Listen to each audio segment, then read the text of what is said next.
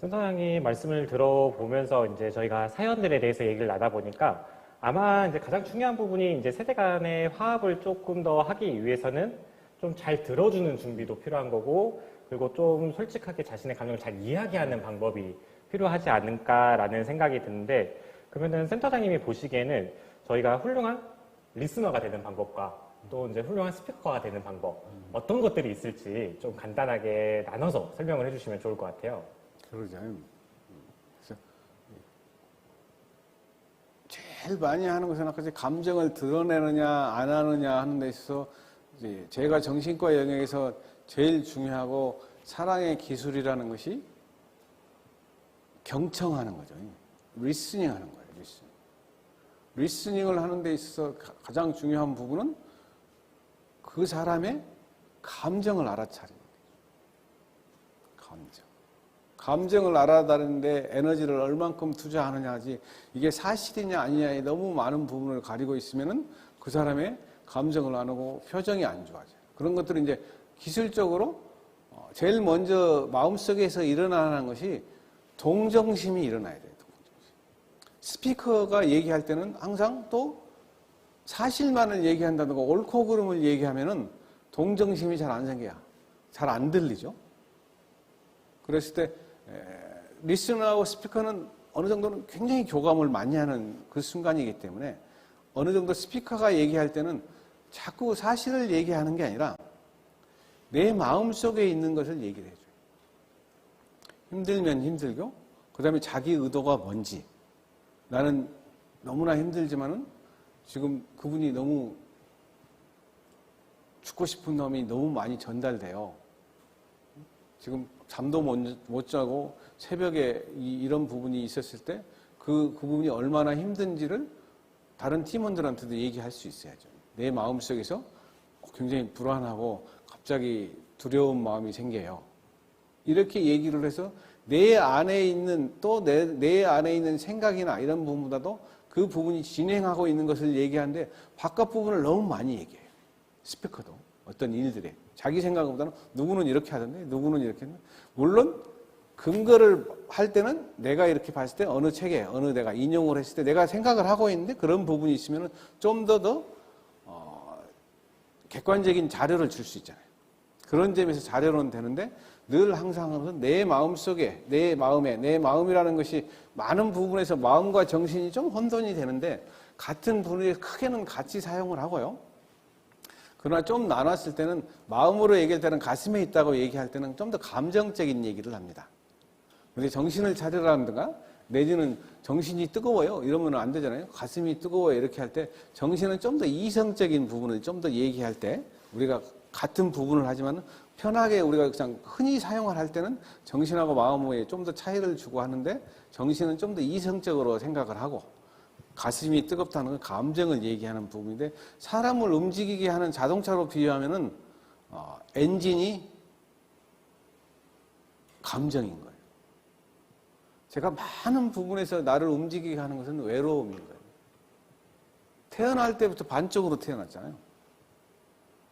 그래서 내가 하는 행동 중에 많은 부분에서 술을 먹거나 모임을 하거나 많이 복식을 하거나 이런 부분에 흐르는 감정이 외로움입니다. 그래서 그런 부분들에 있어서 나를 움직이는 것이 그런 화라든가 이런 게 상당히 많고요. 그 다음에 칭찬을 먹어야지 막 움직이잖아요, 또 우리는. 이런 부분에서 남의 인정받는 이런 욕구들도 있는데 그런 점들에서 나의 감정을 좀 얘기한다. 내 안에, 내 마음속에 있는, 내 정신 속에 하면 좀 더 거부감 있는 내 마음속에 있던 이런 것들을 얘기할 때 좀 더 감정을 얘기하라는 뜻이고 좀 더 얘기가 길어지긴 한데 중요한 얘기에서 좀 하는 거니까요. 그 다음에 듣는다 하면 아까 같이 제일 중요한 것이 그 사람의 하고자 하는 의도도 잘 듣지만은 그분의 감정까지 들을 수 있도록 시간이나 그 부분을, 시간을 아까 많이 주는 게 중요해요. 저를 찾아오는 많은 내과 의사들이 물어봐요. 이렇게 힘들고 우울증이나 죽고 싶은 사람을 어떻게 도와줘야 돼요? 그러면은 제일 중요한 것은 좀 더 시간을 내야 되는데, 그럼 선생님 못 하겠어요. 정신과마저도 대부분, 지금 우리나라는 1차이기 때문에 되게 죽고 싶다고 얘기해도 응급실에서 가더라도 들어주는 사람이 별로 없어요. 쉽게. 그 사람의 감정은 특히 어려운 부분에 대해서 시간을 주질 않아요.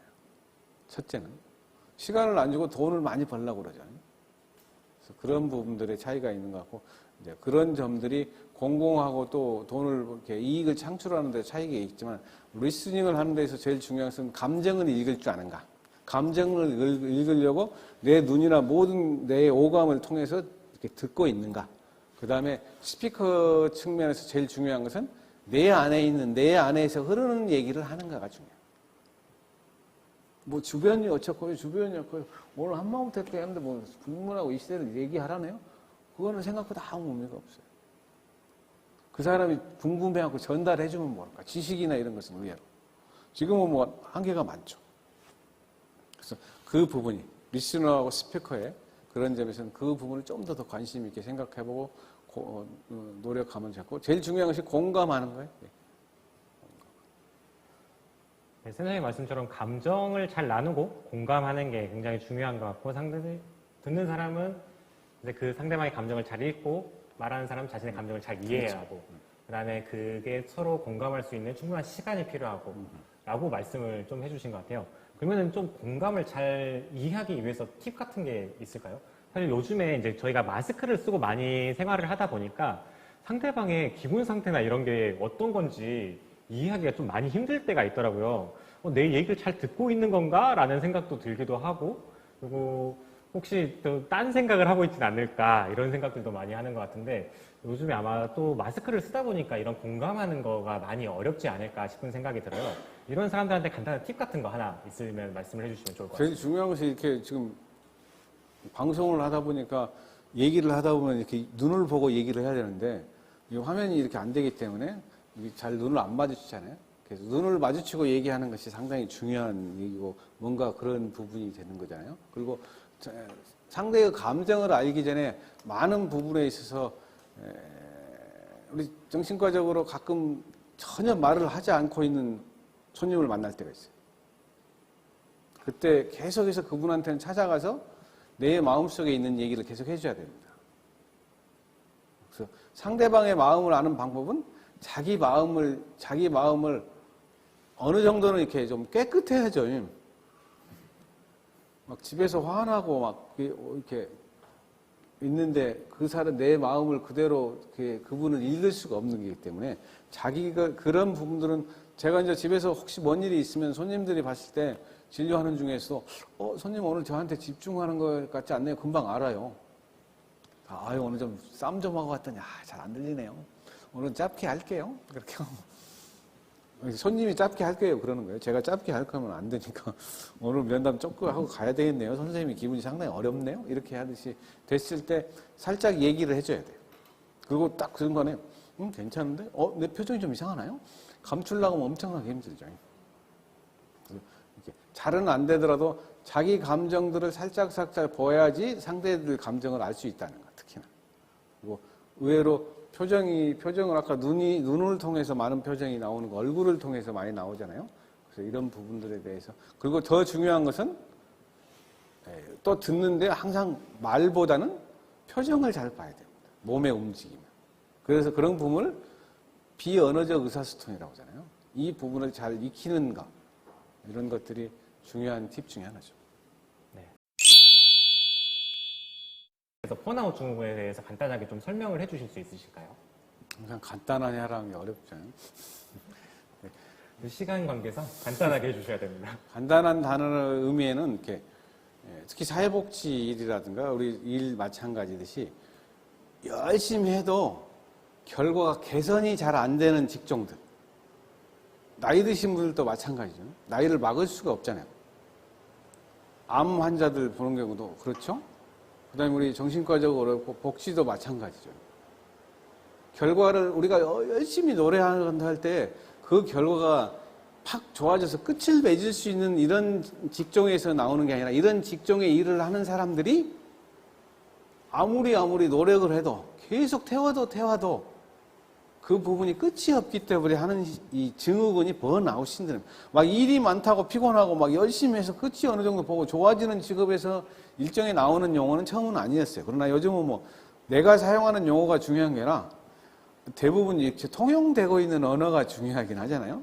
그러나 좀 더 구별을 하자면 그러는 거죠. 그래서 번아웃 신드롬이 생기는 이런 직종들에 있어서는 그걸 혼자 할 수 없다는 거예요. 그래서 해결 방법이 아까 개인이 잘 하는데 이것도 시스템으로 풀어야 되는 거예요. 그래서 나오는 방법이 키워드가 팀으로 일을 해야 된다는 거예요. 번아웃 되는 것이 많은 부분에서 돈도 진료실에서 그렇잖아요. 가끔 오면 너무 힘들다면 제가 뭘 해드릴까요? 그럼 선생님 돈 주면 돼요. 그러더라고요. 제가 돈 줘서 풀릴 것 같으면 돈을 줘야 되겠죠. 그러나 돈으로 해결도 없는, 복지로 해결할 데도 없는 어떤 위로라든가 이런 부분이 또 있어야 되고 어떤 심리적인 것들도 접근이 필요하고 때로는 약도 필요하죠. 주거시설도 있대. 이런 생물학적인 것, 정신과적인 것만은 그래. 생물학적인 것, 심리적인 것, 사회적인 이런 부분을 할 때 나 혼자 다 할 수 없잖아요. 그걸 혼자 하려니까 지치죠? 그래서 그런 부분도 나눠야 되고 또 지금 MZ세대 마찬가지 G세대 하듯이 너무 지식이 빠르잖아요. 그래서 나 혼자 할 수도 없고. 그래서 그 번아웃을 푸는 방법의 키워드는 팀으로 일을 하는 거예요. 근데 팀은 이렇게 사람이 많다고 그래갖고 팀이 되는 게 아니에요. 이제 축구팀 하면 축구팀에서 11명이 다 하는 역할이 있어야 되잖아요. 우리 회복하고 정신질환자 회복을 해야겠다. 이렇게 하면 팀이 되려면 한 8명에서 10명 정도 필요한 거예요. 그래야지 그 부분을 공유하고 일을 해나가는 거죠. 근데 축구팀을 하자고 하면서 4, 5명만 하자는 경우가 너무 많다는 거예요. 요즘 너무 이런 얘기를 많이 하는데. 그러나 그런 부분들에서 중요한 개념이 서로 함께하고 상호 의존적으로 또는 그 부담을 덜어주고 이런 데서 팀 개념으로 일을 하고 팀 개념이 뭔지 우리 복지도 마찬가지 팀이 있는데 이렇게 사람들만 모으는 집단이나 옛날 계약은 좀 다른 거니까 그 부분을 좀 더 체계화시키면서 관심을 갖고 주장을 하시면 좋을 것 같습니다. 네, 센터님 말씀처럼 이게 혼자서 다 짊어지게 되면은 더 부담될 수밖에 없고 더 힘들어질 수밖에 없는데 팀 접근을 통해서 서로가 좀 역할을 나누고 할 수 있는 부분을 명확하게 하다 보면은 조금 더 이런 번아웃을 예방할 수 있는 좋은 방법이 되지 않을까라고 말씀을 해주신 것 같아요. 네, 그래서 여러분들도 각자 돌아가시면 팀에 대해서 팀으로서 함께 하자라고 많이 얘기를 나눠주시면 좋지 않을까 싶은 생각이 드는 것 같습니다. 네, 저희가 이렇게 번아웃 증후군에 대한 부분까지 여러분들과 함께 이야기를 나눠보셨는데 혹시 여러분들 지금 이제 더 궁금하신 사항들이나 이런 부분들이 있으시면 저희 오픈 채팅방이나 아니면 유튜브를 통해서라도 댓글을 남겨주시면 좋을 것 같고요. 사실 이제 저희가 이렇게 준비한 시간은 여기까지예요. 그래도 끝나기 전에 센터장님께서 한 말씀 좀 해주시고 여러분들이 그 시간 동안에 나는 꼭 이거 궁금해 물어보고 싶어 하시는 부분들이 있으면 또 올려주시면 좋을 것 같습니다. 네, 센터장님 혹시 한 말씀 간단하게 좀 해주실 수 있을까요? 공공 일을 우리 좀 많이 하잖아요. 공공은 이렇게 이익 창출하고는 상관이 없는 부분이기 때문에 아까같이 이렇게 번아웃을 일이나 이런 것이 많이 있을 수 있어요. 그래서 항상 그 부분이 체계를 세우는데 어느 정도는 시스템을 확보하는 것, 그다음에 그런 점에서 인력이나 예산이나 이런 부분들에 있어서 항상 그 부분을 바로는 안 되더라도 3년, 5년 계획을 세워서 일을 하면서 좀 더 이 부분을 해야지 덜 지치고 또 안정감을 주고 가장 일을 하다 보면은 또 일에 지쳐서 너무 이렇게 일을 시작한 사람하고 그만둔 사람이 많잖아요. 그래서 이 복지, 특히 사회복지사들이 하는데 업무량은 많고 하기는 힘들고 제일 그래도 자살률도 높은 그룹이에요. 그래서 그런 부분들이 항상 어렵기 때문에 사회복지사도 특별히 더 관심을 갖고 개인 얘기를 할 수 있는 장소들, 우리 코로나하고 비슷해요. 모든 것은 나라에서 책임질 수 있는 일들은 어느 정도 인력이라든가 또 집중적으로 치료할 병상이라든가 이런 부분들도 함께 해가지고 하는 부분이니까 너무 혼자 하시지 말고 좀 더 시스템에 관심을 좀 가지십시오. 개인이 하지 말고요. 태스크 오리엔티드 되고 이런 부분들에서 뭘 할 것을 해놓고 축구 경기를 하자면 축구장부터 만들고 축구 선수부터 만들자. 이 부분을 좀 하고 G세대와 가까워질수록 그런 부분을 명료하고 일하는 방식도 좀 바꿔가면서 하면 좋지 않을까 생각이 좀 듭니다. 네, 선생님 좋은 말씀 감사하고 올라온 그 부분 중에서 질문이 좀 있어요. 내가 번아웃인지 알 수 있는 방법이 어떤 게 있을까요? 라고 올려줬는데 네, 저도 이거 좀 궁금한 것 같아요. 내가 지금 번아웃이 되어 있나? 라고 생각이 들 때는 어떤 부분을 통해서 조금 알 수 있을까요? 제일 이렇게 많이 하는 것은 그냥 우울증 비슷한 힘들었을 때 스트레스 나왔을 때 잠을 잘 못 이루고 이제 또 모든 밥맛이나 이런 부분들에서 하고는데 결정적으로는 짜증이 나고 직장에 가기 싫은 것이 제일 크죠. 그리고 그 사람만 만나면 두렵고 이 일 올까봐 두렵죠. 그 사람 올까봐 두렵고 와서 막 떼쓸까봐 왜 이렇게 좋아지지 않냐고 한다든가 그게 당연히 좋아지지 않는 경우가 많은데 그걸 나보고 책임져라고 한다든가 이랬을 때 가장 키워드는 그 일에 있어서 내가 도망가고 싶고 하기 싫고 짜증나고 다른 일만 계속 찾고 있는 경우 이런 경우는 꼭 자문을 하고 상사하고도 얘기를 하고 직장 내에서도 이렇게 어떻게 할지 혼자 감당하는 가장 중요한 것은 짐을 같이 나누는 것이 중요해요. 짐을. 근데 혼자 들라고 하고 혼자 책임져라고 하면 막 그 직장이 싫잖아요. 짜증나고. 이 부분이 특히 사회복지사들은 그런 점에서 좀 더 풀어가고 논의를 하는 게 중요합니다. 네, 선생님 말씀 들으면 내가 좀 짜증나고 우울한 감이 커지고 이럴 때 번아웃 증후군일 수 있구나라고 생각을 하고 이 부분을 해결하기 위해서 팀 단위로서 좀 더 활동을 하면서 얘기를 좀 나눌 수 있으면 좋겠다라고 제일 큰 것은 그 전에 이제 사인이 오는데 직장을 도저히 내가 하고 있는 일에 못하고 싶고 두렵기도 하고 그만해야겠다는 생각이 막 들 때 누군가 도와주는 사람도 없고 나만 책임져야 돼. 이게 번아웃이 가장 중요한 거예요. 다른 거 막 피곤하고 어려운 거랑은 좀 달라요. 네, 그 차이를 참 잘 구별할 수 있으면 좋을 것 그렇죠. 같네요. 예. 네.